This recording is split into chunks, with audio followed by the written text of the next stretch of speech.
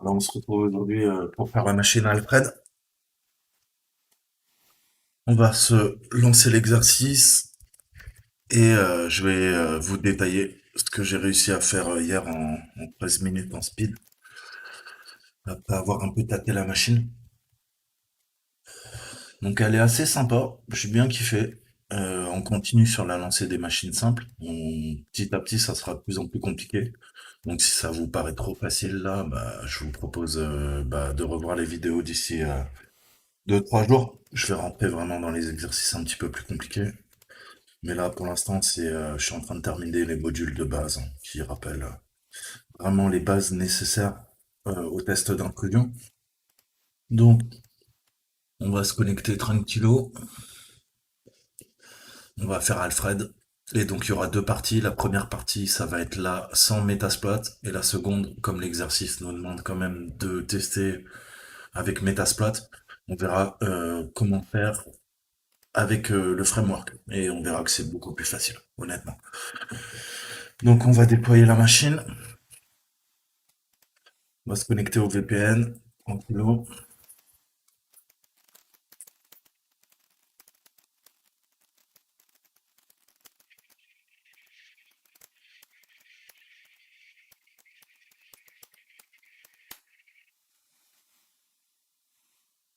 Oh.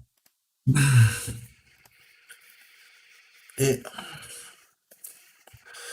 donc la première question, c'est il nous demande combien il y a de ports ouverts en TCP. Donc on va se faire un petit scan. On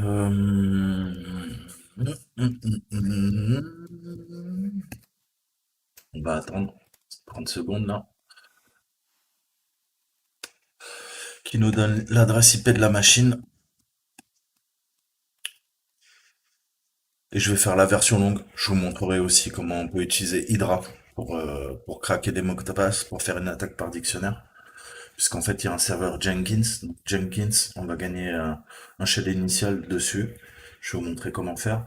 Et ensuite, on escaladera nos privilèges, pardon, en usurpant les jetons, le système Kerberos de Windows, qui est utilisé en entreprise. Donc, on a notre adresse IP, super. Je devrais dire ça, j'en ouvre une autre. J'ai toujours peur de fermer le VPN. Donc, on va faire un scan court. On va se faire un petit hop, sudo nmap, l'adresse IP. Cool.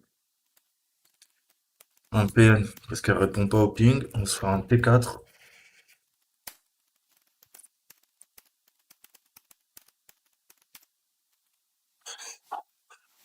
Apprends à taper tes mots de passe. Ça, c'est le problème des dyslexiques.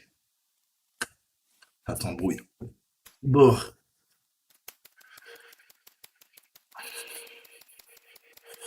Donc là, n'hésitez pas à appuyer sur Entrée 1 pour avoir un peu plus d'infos. Parfait. On a 3 ports TCP ouverts. On a un serveur HTTP en 80, en 3389, on a un WBT pardon, serveur Microsoft et on a un HTTP proxy en 8080.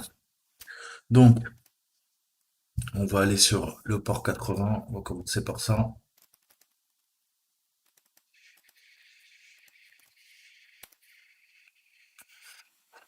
Ok, donc là, on arrive sur une page très classique qui nous dit qu'on peut envoyer des dons, mais bon, ça, j'ai pas beaucoup d'argent et malheureusement, Bruce Wayne est mort. À ce qui paraît, il est mort du Covid.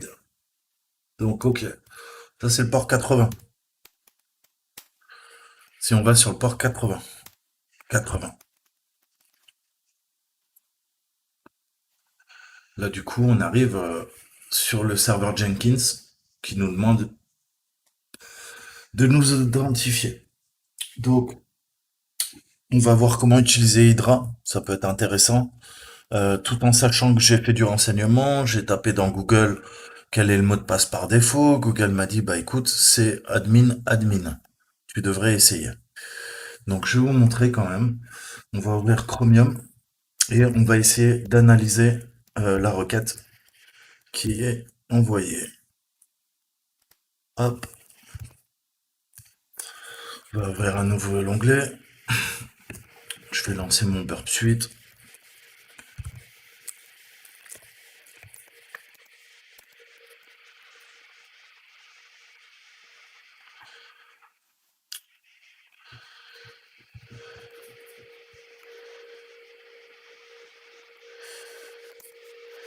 Alors, est-ce que j'ai mon proxy qui est activé? Le proxy est activé, c'est parfait, c'est magnifique. Et là, on va lui dire, tu vas sur 80, 80.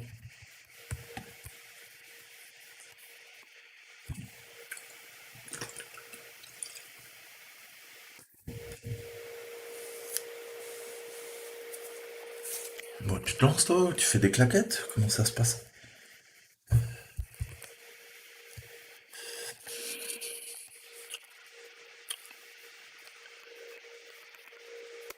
Ouais, ouais. Ok, close, on va pas le mettre à jour maintenant.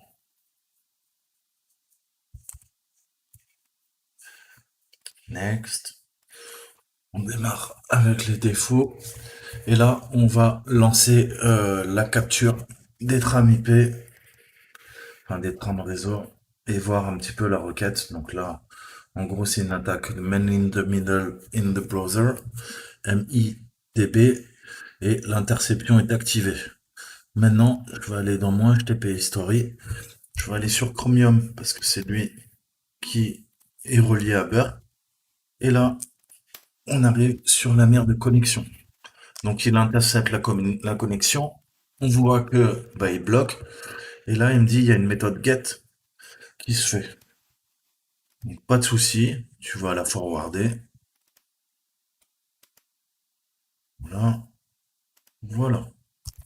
Donc on arrive bien sur notre page. Il y a eu 3 requêtes qui sont là. Il y a du post avec un cookie. Il y a mon login form et il y a une page en statique qui charge. Il charge en fait tout simplement l'image de Jenkins. Donc maintenant, si je fais un test et je lui dis vas-y test, test. J'essaie de me connecter. Je forward à nouveau la requête et la requête. Je retourne sur mon historique. Donc on a une erreur. Et là, qu'est-ce qu'on peut voir? On a une partie très intéressante, en fait, qui est les paramètres. Donc le paramètre username, il s'appelle J underscore username. Et le password, c'est J underscore password. Ensuite, on a le from. Le from, c'est le 2F. Parce qu'en fait, si on revient un peu en arrière et couper l'interception, voilà, si je reviens même sur l'autre navigateur, voilà, pardon, autant pour moi. Qu'est-ce que j'ai fait encore comme bêtise? Voilà. Donc on voit qu'en paramètre, en effet, on a le pourcentage de Z. Donc, qu'est-ce que ça va nous permettre? Bah là, on apprend en fait que, en gros, on a une URL. On tape sur l'URL qui s'appelle J underscore ACJ underscore security check.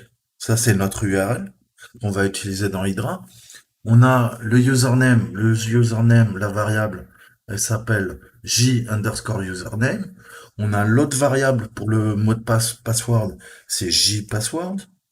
Et on sait que ça tape sur le port 8080. Donc là, on va se servir de ces informations. On va créer 2 dictionnaires. Un dictionnaire avec les utilisateurs courants et un mot de passe avec un dictionnaire avec les mots de passe. Donc on va faire très simple. C'est juste pour vous montrer comment on peut attaquer via Hydra, qui est un puissant outil.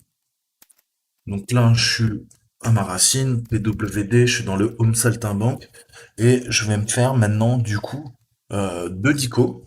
Donc le premier dico, on va éditer via Nano, on va l'appeler user.txt.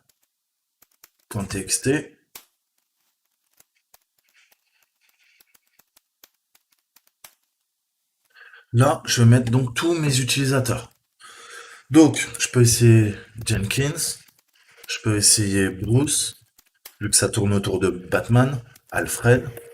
Je peux tester Alfred avec une majuscule. Je peux tester Bruce avec une majuscule. Je peux tester aussi Jenkins avec une majuscule. Je peux tester admin parce que j'ai vu dans Google que c'est admin par défaut, le mot de passe. Donc voilà, déjà, ça nous donne une petite liste d'utilisateurs. Si je fais mon cat users, j'ai bien mes utilisateurs qui ont été sauvegardés dans ce fichier. Maintenant, on va faire un autre fichier, un autre dictionnaire, pardon, qui va s'appeler sudo nano password.txt. Là, on va mettre les mots de passe.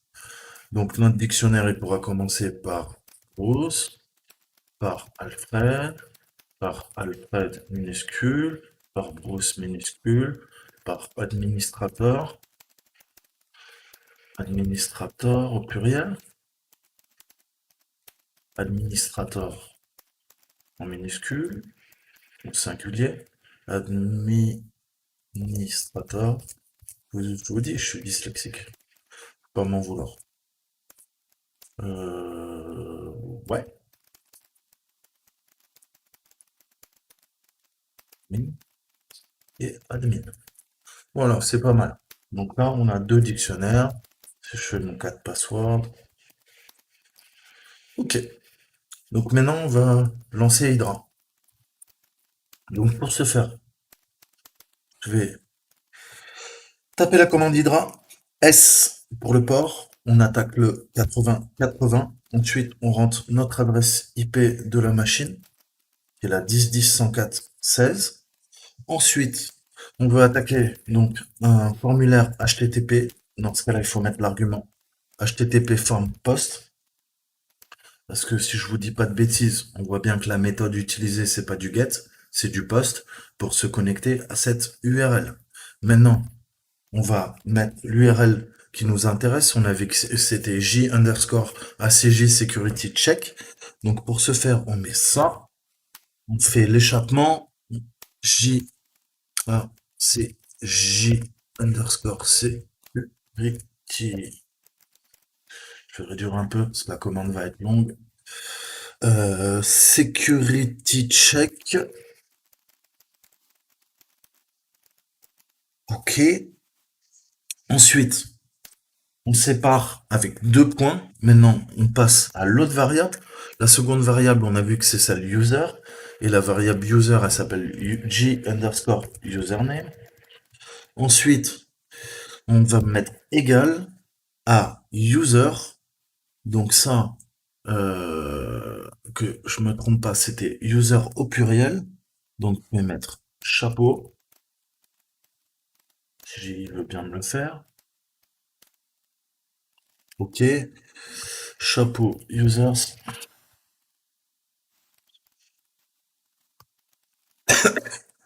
Pardon, au singulier. Bêtise. Oui, il veut pas me le faire, non, ce putain de chapeau. Ok. Ensuite, et. Ensuite, là, on met l'autre variable, la troisième. On a vu que c'était pass, la variable password. Elle s'appelle j underscore password. Ok. Ensuite, égal, eh ben, on veut que ça soit égal à pass. Ok. On sépare. Donc là, on peut mettre mot de passe. Là, on va mettre en fait la valeur, c'est l'exception. Si jamais il n'arrive pas à trouver, il va nous envoyer ce message. Mot de passe ou utilisateur non valide. Veuillez vérifier. Comme ça vous apprendra un peu comment on peut utiliser tous ces arguments pour faire une attaque qui est lisible. Donc L, c'est notre premier. Ça va être user.text, premier dictionnaire. Ensuite, on fait l'argument P. Là, c'est P comme password. On va mettre notre mot de passe, notre fichier, pardon, notre dictionnaire qu'on a appelé password.txt. Ensuite, T, ça c'est la longueur de bit. Et on va lui demander d'attendre un délai de 30 millisecondes avant de tester une autre possibilité.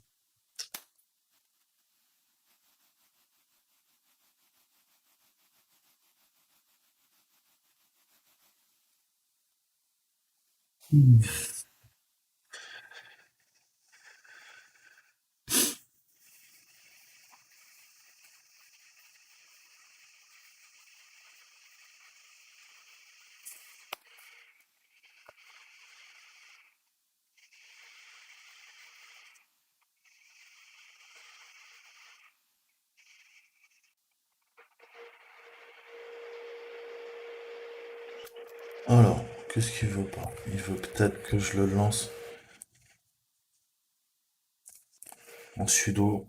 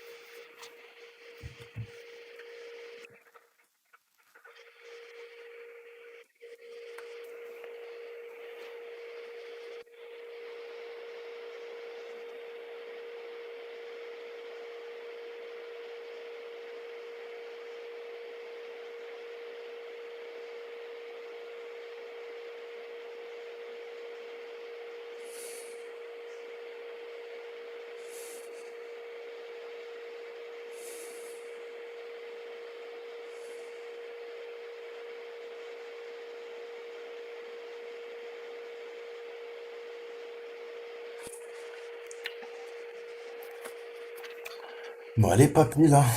C'est bien long.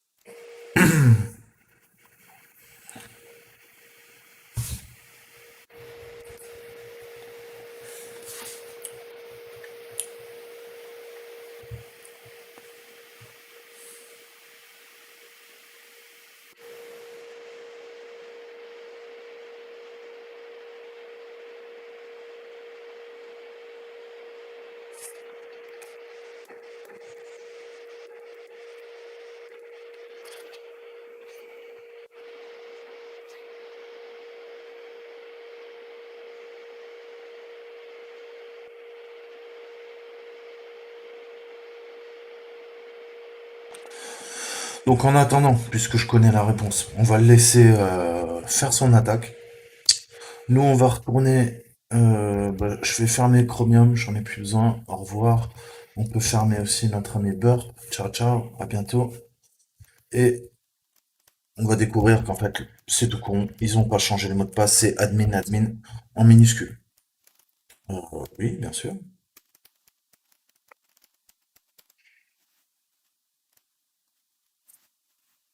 Donc, à partir de là, on va se connecter à Jenkins.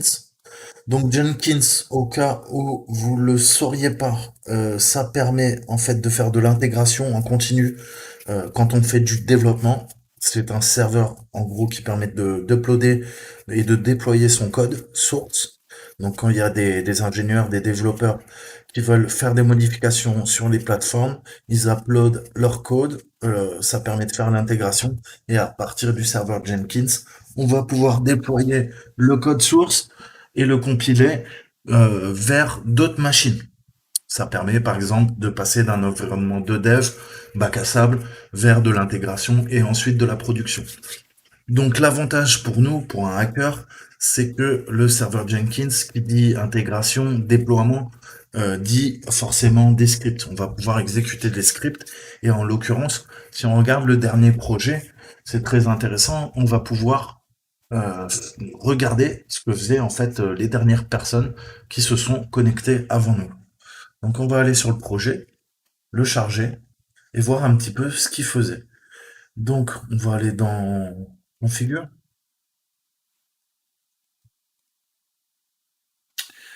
Et là, si on descend un peu, on voit que c'était tout con. Il faisait une commande Who am I? dans un Windows batch commande, dans une commande Windows batch. Donc qui dit wami dit ligne de commande, dit PowerShell. Donc on va peut-être pouvoir utiliser un script. Donc il y a une panoplie de scripts qui s'appelle Nishang, qu'il faut vraiment maîtriser, qui sont ultra puissants quand on fait des tests d'intrusion sur des environnements Microsoft Windows. Donc Nishang, moi je me suis pas cassé la tête, j'ai téléchargé carrément, j'ai le repo, j'ai fait un git clone, et donc vous voyez qu'il y a des portes dérobées, ça permet de faire des bypass au niveau des antivirus, d'héberger des clients, faire de l'escalade de privilèges, tout ça. Et dans la partie shell, on en a un qui nous intéresse vachement, qui est l'invoke PowerShell TCP.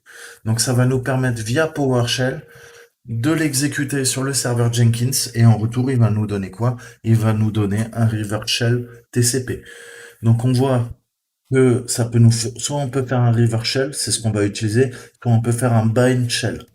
Je vous conseille d'aller voir sur internet la différence entre un reverse shell et un bind shell.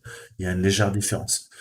Ensuite, il faudra qu'on entre en paramètre notre adresse IP, c'est la variable IP à adresse, et l'autre variable, c'est le port qu'on va utiliser avec un auditeur, un listener Netcat, qu'on ouvrira sur notre machine. Et il nous donne des exemples, et on voit le script qui est pas très long, donc grosso modo, il commence. Déjà, il prend les paramètres qu'on lui a donnés. Soit c'est un reverse, soit c'est un bind. Donc, true, false. Ensuite, il lance sa boucle, première boucle. Il teste, il ouvre un socket, si c'est un reverse shell. Si c'est pas le cas, il passe à l'autre boucle. Dans ce cas-là, il fait un listener TCP pour faire un bind shell. Ensuite, il teste le username et le nom, de l'ordinateur. Il fait sa boucle while. Là, il exécute le code source, la commande sur la machine.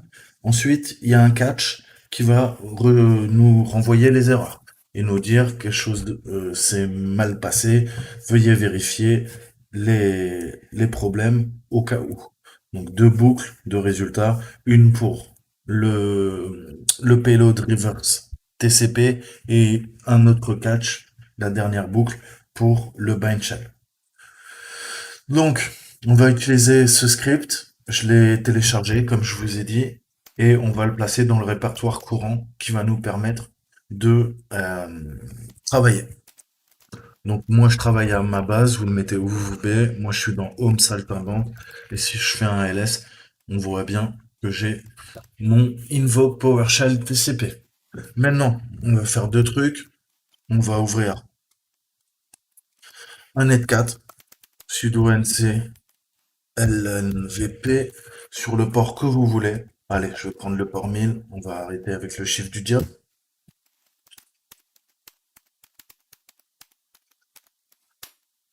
Enfin, les chiffres non, même, j'ai envie de dire.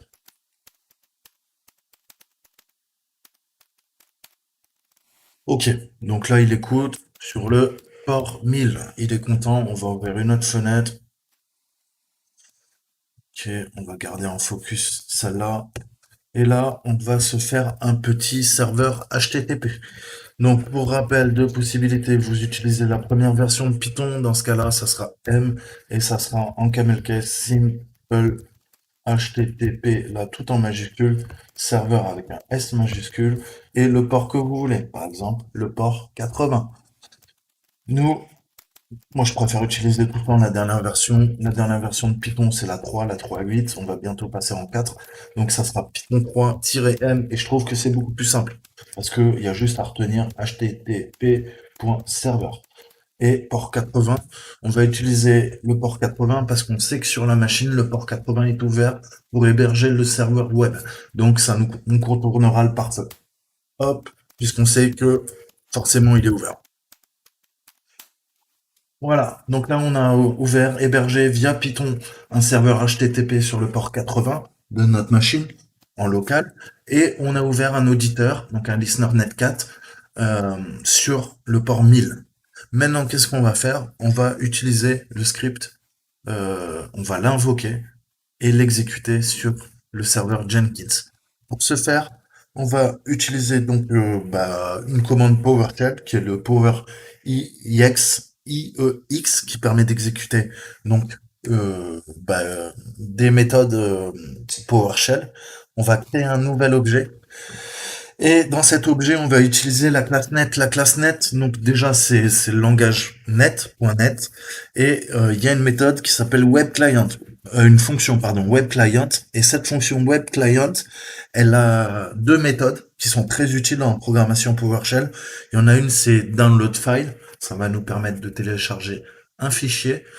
Et nous, c'est pas celle-là qu'on va utiliser, on va utiliser download string. Donc string, pour rappel, ce n'est pas un string, c'est une chaîne de caractères en programmation. Donc là, on va lui demander avec cette commande de télécharger une chaîne de caractères qui sera composée de HTTP avec notre adresse IP et l'URI, le chemin où se trouve le script. Et ensuite, avec un point virgule, on va le faire de façon séquentielle. On va lancer une deuxième instruction. Là, on invoquera la main, la fonction main du script qui s'appelle, comme le nom du script, invoke-PowerShell TCP. On mettra nos arguments. Les arguments qu'on veut, c'est le tiret reverse, le tiret IP adresse avec notre adresse IP et le tiret port avec le port qu'on a ouvert sur notre netcat et c'est le 1000. Donc on va faire ça tout de suite. Il est où mon ami? Ouais. Donc là, je remplace et je vais modifier le projet qui était existant. On va même pas se casser la tête. On va vérifier qu'on est bien en execute Windows Batch Command. Si c'est pas le cas, vous pouvez modifier et choisir le bon ou créer un nouveau projet. À vous de voir. Et là, donc, on va lancer notre commande PowerShell IX. On va créer un nouvel objet, pardon, qui s'appellera donc classe net. On veut la fonction web client, donc tout en camel case. Point. Donc là, on lance notre méthode. La méthode, c'est download string. Et on a dit HTTP avec mon adresse IP, qui est la 18.17.230. On a dit qu'on hébergeait notre serveur HTTP Python sur le port 80. Et maintenant, on met le URI. On a mis l'URL. Le URI, c'est à la racine, puisque ça se trouve dans mon home saltimbanque. Et le script s'appelle PowerShell. Pardon, putain, je suis invoke PowerShell TCP. Attention en minuscule, attention en majuscule. C'est vraiment important.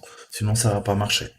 Ensuite, on fait notre point virgule, on passe à la seconde instruction. La seconde instruction, c'est on appelle la fonction qui s'appelle également PowerShell TCP, pas de PS1, puisque là on parle de la fonction, on parle pas du script PowerShell. On va mettre nos arguments, c'est reverse en majuscule, parce on veut un reverse TCP pour récupérer notre shell.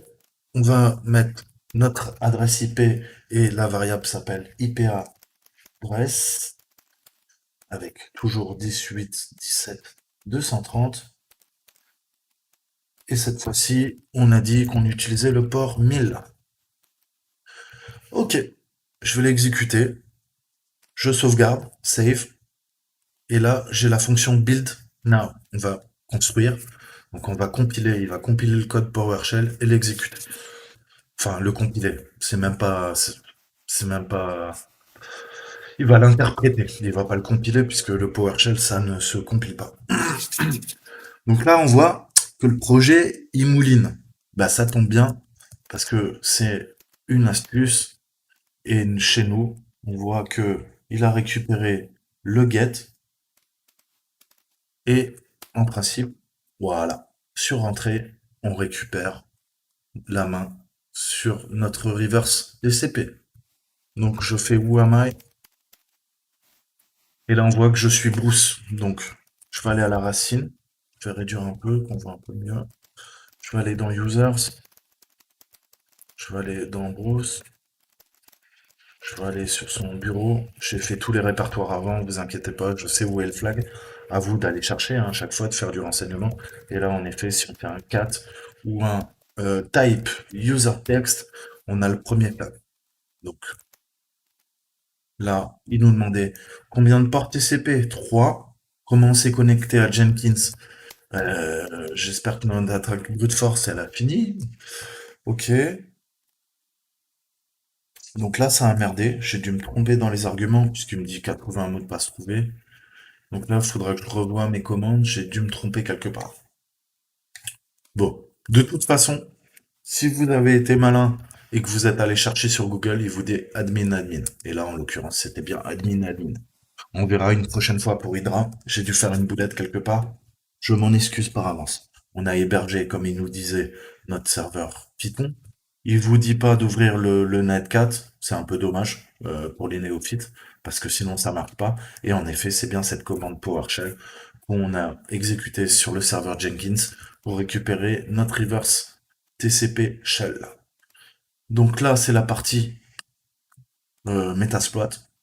Ça, c'est l'autre partie. Donc toute cette partie-là, je vous l'expliquerai dans la partie Metasploit. Comme ça, la vidéo sera pas trop longue. Et nous, on va continuer. Donc là, le problème qui n'en est pas vraiment un, c'est que on est, euh, on est où? On m'a coupé la connexion. Qu'est-ce qu'on ferait?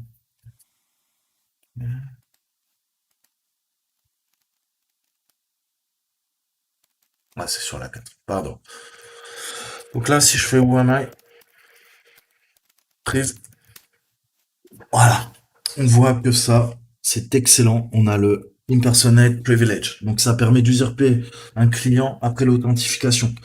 Donc ça, c'est une des failles qu'on utilise couramment pour pirater un système Windows. Ça permet de remplacer un service par un autre, par exemple. Ou là, en l'occurrence, on va utiliser un script malicieux, encore une fois, compilé là sous la forme d'exe, qui s'appelle Incognito. Et il y a même la version 2, Incognito 2. On va le récupérer sur GitHub. Il est intégré dans Parrot, je sais pas dans Kali, mais vous pouvez de toute façon aller récupérer le repo en clonant comme d'habitude avec la commande git clone. Vous récupérez ça, sinon vous le téléchargez sous forme de zip si vous préférez. Sinon, vous récupérez le lien, l'URL et vous faites un sudo git clone et un copier-coller de l'URL. Ça nous donne quoi? Ça nous donne un nouveau repo que moi j'ai mis dans app qui s'appelle Incognito. Et là, en fait, on voit qu'on a plusieurs exés. Donc ça permet de trouver tous les jetons sur un contrôleur de domaine ou sur une machine liée à l'Active Directory. On a le hsealer qui est pas compilé. Donc tous les fichiers que vous voyez en hash, obj et C, c'est du C++. Ça permet de compiler, donc c'est vraiment le code source qui n'est pas encore compilé, puisque le code source, une fois qu'il est compilé, est sous la forme d'un exe. Donc nous, on va utiliser Incognito exe, il y en a d'autres, et il y en a qui sont, comme vous le voyez, qui sont pas compilés. Mais essentiellement, ça va être différents programmes. Incognito Service, ça va nous permettre de faire tourner un service Windows avec un payload dedans, qui va nous permettre au chargement du service de faire notre escalade de privilèges. Et là, en l'occurrence, incognito.exe, lui, nous permet sur une machine de créer un nouvel utilisateur et parfois, le moyen le plus simple de faire une escalade de privilèges, c'est de créer un nouvel utilisateur et cet utilisateur, avec cet exe, on va pouvoir l'ajouter également au groupe administrateur. Donc, notre utilisateur aura les droits admin. L'escalade de privilèges sera faite. Allez, on passe à l'exécution. Donc mon incognito, j'ai fait un sudo mv ou cp et je l'ai copié vers mon home saltimbanque. Du coup,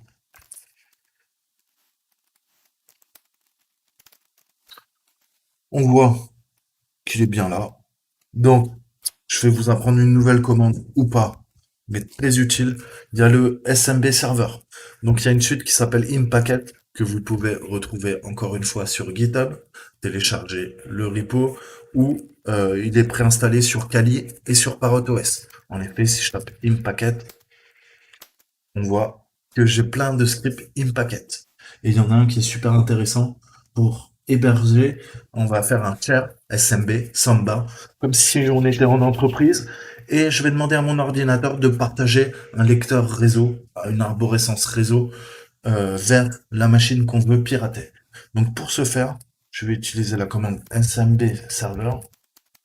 Je vais mettre le nom du dossier que je veux. Je peux l'appeler partage.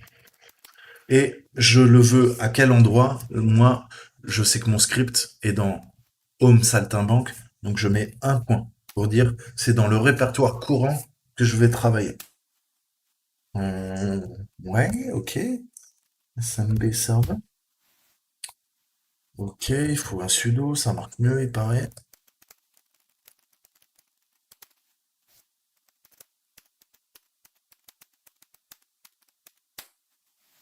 Ok, donc là, il héberge sur un serveur via le protocole SMB une arborescence réseau qui s'appelle partage. Donc partage maintenant sera la racine de ma machine. Donc on va sur celle qu'on a piratée.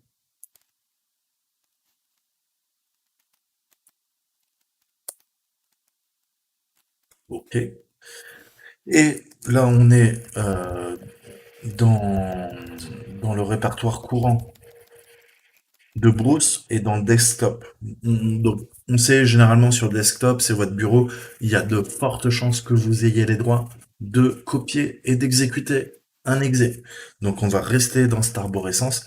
Et là, j'ai juste à faire un copier. Donc, deux barres pour dire que je veux un partage réseau. Je mets l'adresse de ma machine, 230. Je mets le URI. Le URI, on a dit qui s'appelait partage. C'est mon chemin. Donc, à la racine de ma machine, il y a un partage réseau qui s'appelle partage. Et je veux récupérer quoi? Je veux récupérer mon fichier incognito.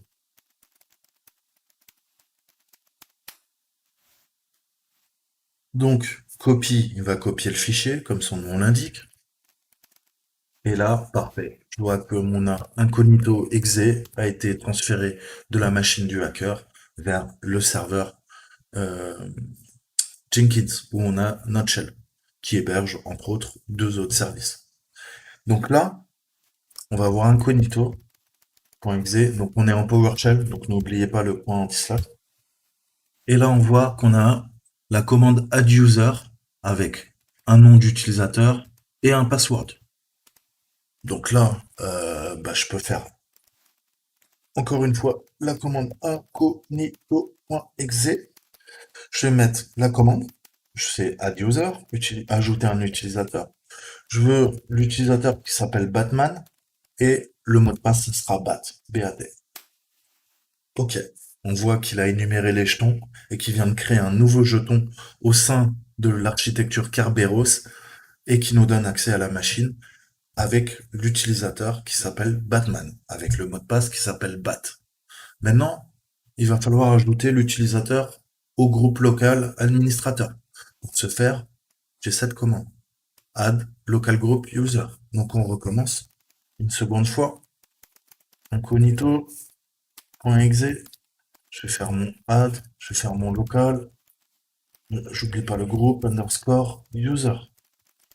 Donc cette fois-ci, on ne va pas mettre le nom de l'utilisateur, on va mettre d'abord le groupe auquel on veut qu'il appartient. Et le groupe local qui nous intéresse le plus haut, celui qui a tous les droits, c'est celui administrateur. Administrators au pluriel. Et là, j'ajoute l'utilisateur que je veux. Moi, que je veux ajouter Batman.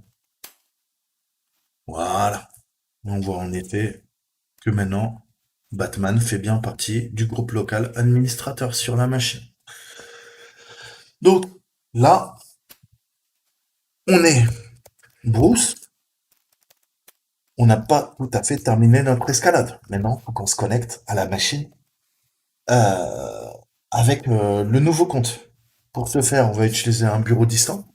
Donc là, vous pouvez retourner sur Windows si vous êtes en VM ou vous installez, vous faites un sudo parce que je crois pas qu'il est installé par défaut, sudo apt et vous installez rdisk, remote desktop.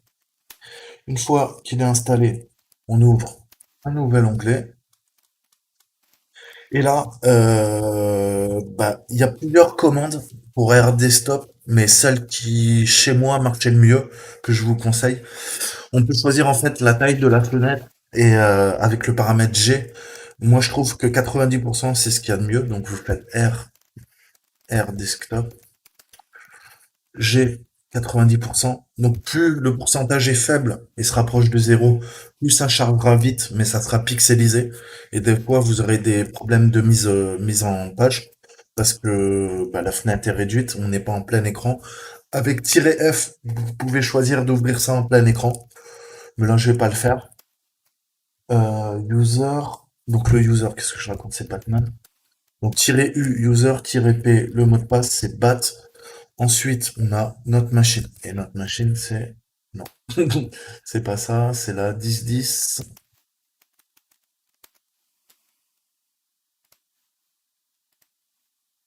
104 116.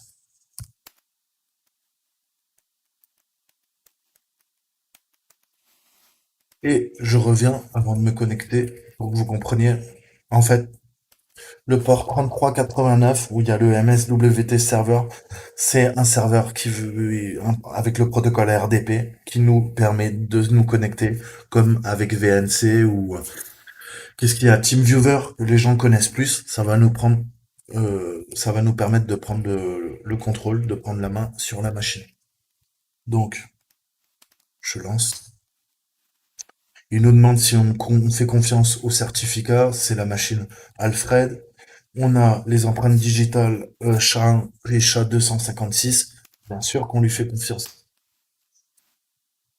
Et là, bim, on arrive sur une machine Windows 7. Il nous demande de l'activer.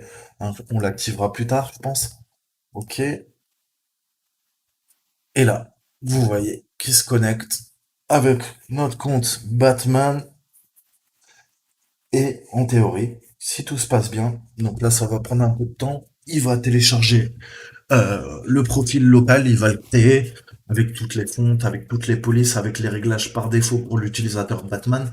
C'est comme quand vous vous connectez la première fois à une machine Windows, ça prend un peu de temps. On va le laisser charger tranquillement. Et après, pour vous montrer qu'on a bien les droits administrateurs, eh ben, je vais pas me casser la tête. Je vais tout simplement ouvrir cmd.exe et vous montrer qu'on est bien admin. Donc, on a tous les droits. Et pour récupérer le flag utilisateur, donc vous pouvez faire un wildcard, aller dans la barre de recherche sur le poste de travail sous Windows 7 et faire donc asterix.txt. Il va chercher toutes les extensions de texte sur la machine. Donc ça a mis un peu de temps, on va pas le faire ensemble, sinon la vidéo va avoir 10 minutes pour rien. Et on voit que dans l'arborescence Windows System 32 config, on a un fichier qui s'appelle root et qui est notre drapeau et qui sera le deuxième drapeau. On a récupéré celui utilisateur. Maintenant, on va récupérer celui administrateur, le root.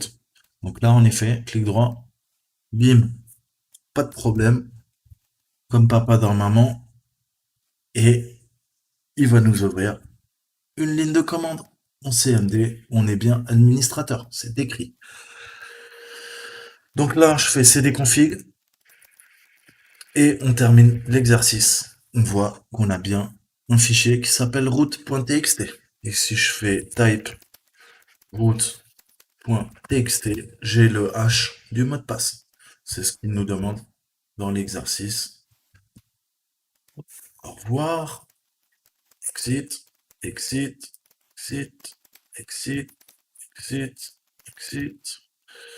Voir, exit, exit, exit. Donc Hydra, ça a merdé. Je vous montrerai la prochaine fois. J'ai dû faire une connerie, comme d'habitude. Et on voit bien que la fin de l'exercice, il nous demande le fichier root.txt qui est contenu dans l'arborescence Windows, sous arborescence System32, sous arborescence config. Et en effet, c'est bien la bonne réponse. Donc voilà, c'était exploiter Jenkins avec Alfred et Batman. J'espère que vous avez kiffé. On se retrouve dans la prochaine vidéo où je ferai en speed, je pense, la partie Metasploit. et on reverra les principes de User ID, Group SID, les privilèges et au niveau de Kerberos, qu'est-ce qui est le premier jeton? Et le jeton de impersonation, je sais même pas comment le traduire, mais qui nous permet en gros de récupérer les ressources d'un autre client ou d'un autre utilisateur. Donc vous avez un service, donc service client, qui tourne sur la machine et qui a les droits, les privilèges admin. On va pouvoir récupérer ces droits NT Authority System et donc faire notre escalade de privilèges.